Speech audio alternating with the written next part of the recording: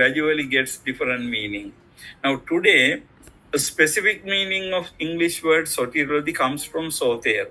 However, another alternative meaning for soteriology is the study of any religion, the final goal.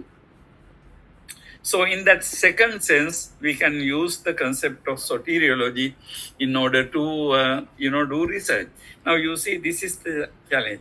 Now, if you take the Nirvanic experience, I think it is very, very important to be able to use language very carefully.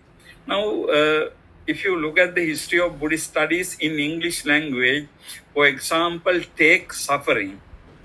Now, suffering in English language is basically not a philosophical term. I suffer from cold, I suffer from headache, like that. However, in Buddhism, important thing is suffering. Dukkha has dukkha, sankara dukkha, and so on, several different meanings.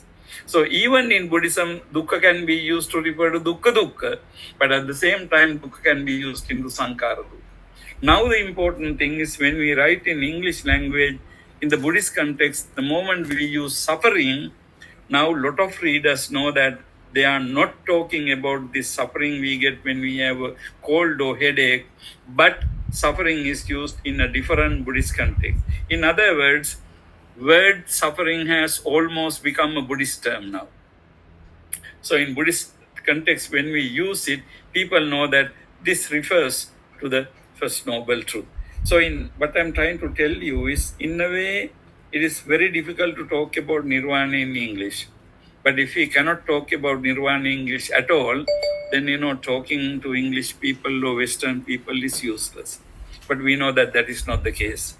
Ultimately, with even inadequate language, we can get people to come closer to the experience. Now, the people who come closer to the experience, they can say, even you can use the word that, that. Even the word that can refer to the Nirvanic experience. If two people talk about it, it's like that. So therefore, languages are not fixed.